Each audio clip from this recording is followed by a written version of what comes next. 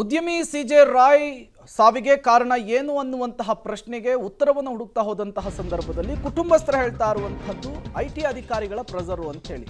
ಉದ್ಯಮಿ ಸಿಜೆ ರಾಯ್ ಆತ್ಮಹತ್ಯೆಯ ಪ್ರಕರಣಕ್ಕೆ ಸಂಬಂಧಪಟ್ಟಂತೆ ಈಗ ಅದೇ ಐಟಿ ಅಧಿಕಾರಿಗಳು ಸ್ಥಳೀಯ ಪೊಲೀಸರನ್ನು ಕಾಂಟ್ಯಾಕ್ಟ್ ಮಾಡಿದಾರಂತೆ. ಹೇಳಿಕೆಯನ್ನ ದಾಖಲು ಮಾಡುವಂತಹ ಅನಿವಾರ್ಯ ಇದೆಯಾ ಅಂತ ಕೇಳಿದಾರಂತೆ. ವಾಪಸ್ ಕೇರಳದಕ್ಕೆ ತೆರಳಬೇಕು, ಅನುಮತಿಯನ್ನು ಕೊಡಿ ಅಂತ ಹೇಳಿ ಐಟಿ ಅಧಿಕಾರಿಗಳು ಕೇಳಿದ್ದಾರೆ. ನಿನ್ನೆ ರಾತ್ರಿ ಖಾಸಗಿ ಹೋಟೆಲ್ನಲ್ಲಿಯೇ ಐಟಿ ಅಧಿಕಾರಿಗಳು ಉಳ್ಕೊಂಡಿದ್ರು. ಮಾಹಿತಿಯನ್ನು ಕೊಟ್ಟು ತೆರಳೋದಾಗಿ ಐಟಿ ಅಧಿಕಾರಿಗಳು ಈಗ ಪೊಲೀಸರನ್ನ ಕಾಂಟ್ಯಾಕ್ಟ್ ಮಾಡಿದ್ದಾರೆ ಅನ್ನೋದು ಗೊತ್ತಾಗ್ತಾ ಇದೆ. ಘಟನೆ ನಡೆದಿದ್ದು ಅಶೋಕ್ ನಗರ ಪೊಲೀಸ್ ಲಿಮಿಟ್ಸ್ನಲ್ಲಿ.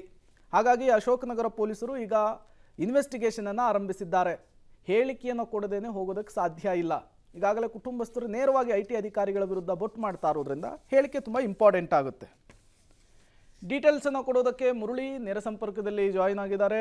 ಮುರಳಿ, ಐಟಿ ಅಧಿಕಾರಿಗಳ ಹೇಳಿಕೆ ತುಂಬ ಮುಖ್ಯವಾಗುತ್ತೆ ಈ ಪ್ರಕರಣದಲ್ಲಿ. ಯಾಕೆಂದ್ರೆ ಕುಟುಂಬಸ್ಥರು ಆರೋಪ ಮಾಡ್ತಾ ಇರುವಂತಹದ್ದೇ ಐಟಿ ಅಧಿಕಾರಿಗಳ ಮೇಲೆ. ಈ ಸಂದರ್ಭದಲ್ಲಿ ಪೊಲೀಸರ ಇನ್ವೆಸ್ಟಿಗೇಷನ್ ಹೇಗೆ ಸಾಗಬಹುದು? ಖಂಡಿತವಾಗಿಯೂ ಪ್ರೇಮ್, ಯಾಕೆಂದರೆ ಇಡೀ ಘಟನಾವಳಿಯ ಬಗ್ಗೆ ಸಂಪೂರ್ಣವಾದ ಮಾಹಿತಿಗಳನ್ನು ಐಟಿ ಅಧಿಕಾರಿಗಳು ಕೊಡಬೇಕಾಗಿರೋಂಥದ್ದು. ಯಾಕೆಂದರೆ ಕಳೆದ 3 ದಿನಗಳ ಹಿಂದೆ ಐಟಿ ಅಧಿಕಾರಿಗಳು ದಾಳಿಯನ್ನು ನಡೆಸಿರ್ತಾರೆ. ದಾಳಿಯನ್ನು ನಡೆಸಿ ದಾಳಿ ಅನ್ನೋದಕ್ಕಿಂತ ಹೆಚ್ಚಾಗಿ ದಾಖಲೆಗಳನ್ನು ಪುನರ್ ಪರಿಶೀಲನೆ ಮಾಡುವಂಥ ಕೆಲಸಗಳನ್ನು ಐಟಿ ಅಧಿಕಾರಿಗಳು ಮಾಡ್ತಾಯಿದ್ರು. ಆ ಹಿನ್ನೆಲೆಯಲ್ಲಿಯೇ ಅಂದರೆ ಕಳೆದ 1 ತಿಂಗಳ ಹಿಂದೆ ದಾಳಿ ನಡೆಸಿದ್ರು. ಅದರ ಪುನರ್ ಪರಿಶೀಲನೆ ಏನಿತ್ತು ಅದನ್ನು ಮಾಡ್ತಾ ಇರೋಂಥ ಸಂದರ್ಭದಲ್ಲಿ ಈ ಘಟನೆ ನಡೆದಿರುವಂಥದ್ದು. ಘಟನೆ ನಡೆದಂಥ ಸಂದರ್ಭದಲ್ಲಿ ಕಾನ್ಫಿಡೆಂಟ್ ಗ್ರೂಪ್ನ ಆಫೀಸ್ ಏನಿತ್ತು, ಆಫೀಸ್ನಲ್ಲಿ ಆದಂಥ ಬೆಳವಣಿಗೆಗಳೇನಿತ್ತು ಅದಕ್ಕೆ ಸಂಬಂಧಪಟ್ಟಂತೆ ಹೇಳಿಕೆಗಳನ್ನು ಕೊಡಬೇಕಾಗತ್ತೆ. ಜೊತೆಗೆ ಈ ಹಿಂದೆ ನಡೆದಂಥ ಏನು ದಾಳಿ ಏನಿತ್ತು, ಜೊತೆಗೆ ಈಗ ಯಾವ ವಿಚಾರಕ್ಕಾಗಿ ಮತ್ತೆ ವಾಪಸ್ ಬಂದಿದ್ರು ಅನ್ನೋದ್ರ ಬಗ್ಗೆ ಒಂದಷ್ಟು ಸ್ಪಷ್ಟನೆಯನ್ನು ಕೊಡಬೇಕು. ಯಾಕಂದರೆ ಈಗ MD ಜೋಸೆಫ್ ಅಂತೇಳಿ ಒಬ್ಬ ದೂರದಾರ ದೂರನ ಕೊಟ್ಟಂಥ ಸಂದರ್ಭದಲ್ಲಿ ಇಡೀ ಘಟನಾವಳಿಯ ಚಿತ್ರಣಗಳೇನಿತ್ತು ಅಂದರೆ 3 ಗಂಟೆಗೆ ಅವರು ಆಫೀಸಿಗೆ ಬಂದರು. ಆಫೀಸಿಗೆ ಬಂದ ಬಳಿಕ ಅವರು ಯಾರನ್ನೂ ಕೂಡ ಭೇಟಿಯನ್ನು ಮಾಡೋದಿಲ್ಲ ಅಂತೇಳಿ ಒಂದು ರೂಮ್ನೇ ಹೋದರು. ಆ ಸಂದರ್ಭದಲ್ಲಿ ಭದ್ರತಾ ಸಿಬ್ಬಂದಿ ಕೂಡ ಅಲ್ಲಿ ಕಾಯ್ಕೊಂಡಿದ್ರು ಅನ್ನೋದ್ರ ಬಗ್ಗೆ ಒಂದು ಹೇಳಿಕೆಯನ್ನು ಕೊಟ್ಟಿರುವಂಥದ್ದು.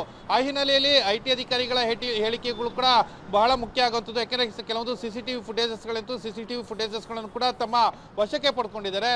ತನಿಖೆಗಳು ಕೂಡ ನಡೀತಾ ಇದೆ. FSLನ ರಿಪೋರ್ಟ್ಗಳು ಕೂಡ ಬಾಕಿ ಇರುವಂಥದ್ದು. ಈ ಹಿನ್ನೆಲೆಯಲ್ಲಿ ಐಟಿ ಅಧಿಕಾರಿಗಳು ನಮ್ಮ ಸ್ಪಷ್ಟನೆ ಅಥವಾ ನಮ್ಮ ಹೇಳಿಕೆಗಳೇನಾದರೂ ಬೇಕಾಗಿದ್ರೆ ಹೇಳಿಕೆಗಳನ್ನು ಕೊಟ್ಟು ಅದಾದ ಬಳಿಕ ಕೇರಳಕ್ಕೆ ತೆರಳುತ್ತೀವಿ ಅನ್ನೋದ್ರ ಬಗ್ಗೆ ಐಟಿ ಅಧಿಕಾರಿಗಳು ಸ್ಥಳೀಯ ಪೊಲೀಸರನ್ನ ಸಂಪರ್ಕ ಮಾಡಿರುವಂಥದ್ದು. ಯಾಕೆಂದರೆ ನಿನ್ನೆ ಘಟನಾವಳಿ ಆದಂಥ ಬಳಿಕ ಅವರು ಕೂಡ ಒಂದಷ್ಟು ಭಯಭೀತರಾದಂಥ ಹಿನ್ನೆಲೆಯಲ್ಲಿ ಬೆಂಗಳೂರಿನಲ್ಲೇ ಉಳ್ಕೊಂಡಿದ್ರು, ಖಾಸಗಿ ಹೋಟೆಲ್ನಲ್ಲೇ ಉಳ್ಕೊಂಡಿದ್ರು. ಈಗ ಹೇಳಿಕೆಗಳನ್ನು ದಾಖಲು ಮಾಡಿ ಮತ್ತೆ ಕೇರಳಕ್ಕೆ ತೆರಳುವಂಥ ಕೆಲಸಗಳನ್ನು ಮಾಡಬೇಕು ಅಂತ ಹೇಳಿ ಸ್ಥಳೀಯ ಪೊಲೀಸರಿಗೆ ಒಂದು ಮಾಹಿತಿಯನ್ನು ಕೇಳಿರುವಂಥದ್ದು. ಪ್ರೇಮ್, ಓಕೆ ಮುರಳಿ, ಹಾಗೆ ಸಂಪರ್ಕದಲ್ಲಿರಿ, ಮತ್ತಷ್ಟು ಡೀಟೇಲ್ಸ್ ನಿಮ್ಮಿಂದ ಪಡೀತಾ ಹೋಗ್ತೀವಿ.